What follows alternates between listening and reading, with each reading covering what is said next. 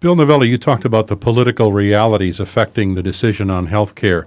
One of your goals is, as we mentioned in the introduction, is to get the politicians to stop speaking in generalities and start to develop leadership in these areas.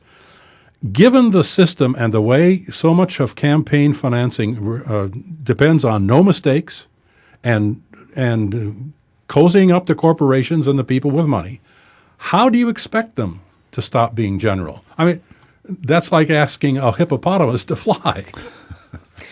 Well, I think Divided We Fail is on the right track here. What we've agreed, our three organizations, is that we are going to work with the candidates for the presidency. And we're going to ask each one of them to come up with a plan for health care reform and a plan for financial security. And we are going to question them about those plans when they come into any place, whether it's an early primary state, a caucus state, as they go through the whole process of running for office. And we expect them to come up with plans that make sense. We're going to hold them to it.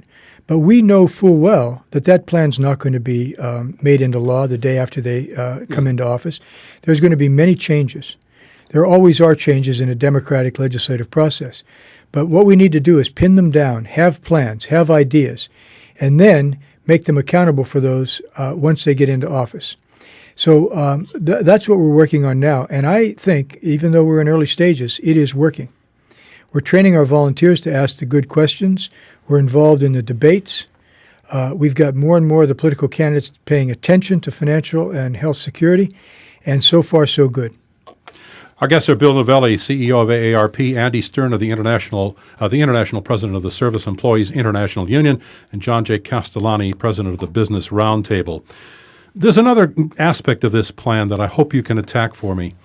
And that is that currently the Congress and the role of the whole federal government is less popular than used car salesmen. The people simply don't believe that government is going to deliver.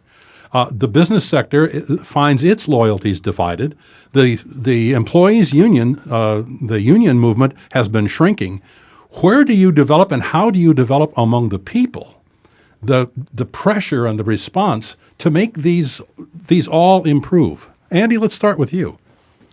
Well, I think what you're seeing here is probably a living example of what you need to do, which is to see yourself as Americans, not as Democrats or Republicans or business as labor, to say, these are things that we all do for our organizations, but we all love this country. We love our kids and our grandkids and want them to have the kind of future. And I think the leadership we're trying to say is we can cross lots of lines here of people who may not always agree, but for the sake of the future of this country, we want to do something great together. And I think we hope to model that kind of behavior as well as Bill said, we want to turn up the heat until the politicians see the light.